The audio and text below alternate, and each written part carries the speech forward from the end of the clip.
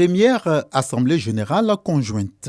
Cette rencontre, initiée par les leaders des 5 centrales syndicales, est une opportunité pour eux de communiquer sur les récentes mesures sociales prises par le président de la République, Alassane Ouattara. Vous voyez qu'on a déjà eu un relèvement de la pension de 5%. Et cela a été fait avec rappel depuis janvier 2022. C'est un gain des centrales syndicales et c'est à saluer. Le dialogue social tel que prôné par les normes de l'Organisation internationale du travail est en train d'être vivifié en Côte d'Ivoire par le patronat, le gouvernement et les centrales syndicales. Et par la pratique régulière, nous allons apporter les fruits succulents aux travailleurs du secteur privé. Le gouvernement a été instruit par le chef de l'État afin d'entamer des discussions avec le secteur privé sur une augmentation du SMIC, salaire minimum interprofessionnel garanti, qui est actuellement de 60 000 francs CFA en Côte d'Ivoire. La séance est conduite pour l'UGTCI par Donzo Boadou, pour Dignité par Bli David, pour la FESACI CG par Traoré Yacouba, pour l'UNAT RCI par Kodibo Yves et pour Humanisme par Soro Mamadou. Ces leaders ont expliqué les étapes des négociations en cours entre les centrales et le patronat ivoirien. Le représentant du patronat s'est félicité de l'ambiance cordiale qui a prévalu et exhorte les travailleurs du privé à la sérénité. On a toujours trouvé des accords pour que le climat social au secteur privé soit apaisé, qu'il nous laisse continuer. Il ne faut pas écouter les oiseaux de mauvais augure. D'ici certainement décembre, si on arrive à s'accorder, une très bonne nouvelle pourrait leur parvenir.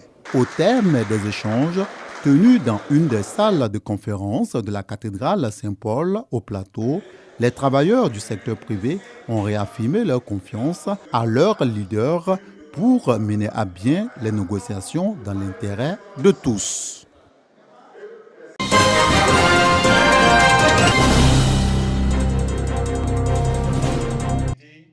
La main gauche sur le cœur et la droite levée. James Asande Honoré s'engage ainsi devant parents, amis et invités à remplir sa mission avec dévouement et responsabilité. Investi ce jour comme président de la mutuelle de développement solidaire de Brendoukro, village de la sous-préfecture d'Akobo-Assoué dans le département d'Aniblekrou, il s'est donné comme mission de renforcer l'unité au sein du village et aussi œuvrer pour que le développement soit une réalité dans cette localité. Les défis sont majeurs.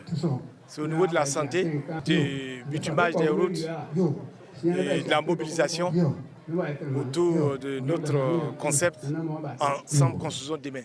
Nous devons être ensemble. Sans la paix, nous ne pouvons pas réussir notre mission. Parrain de la cérémonie, Soalio Grand-Boutier, chef de cabinet du ministre de l'économie et des finances, a indiqué que diriger une mutuelle n'est pas aussi simple comme on pourrait le penser. Il a donc invité les populations à les soutenir afin qu'ils réussissent sa mission. On peut venir dans une mutuelle, pas seulement avec de l'argent, mais avec son savoir-faire, avec son carnet d'adresse, avec sa capacité à tenir des activités. Et donc chacun doit apporter ce qu'il peut pour que la mutuelle soit vivante. Représentant le ministre-gouverneur Pascal Kwakwa Binan, le ministre du Tourisme et des Loisirs a exhorté les populations à s'impliquer dans le développement de leur village avant d'indiquer qu'il est prêt à soutenir tous les projets visant à leur apporter un mieux-être. Mes chers parents, ne désespérez jamais. Nous sommes là et nous sommes à vos côtés.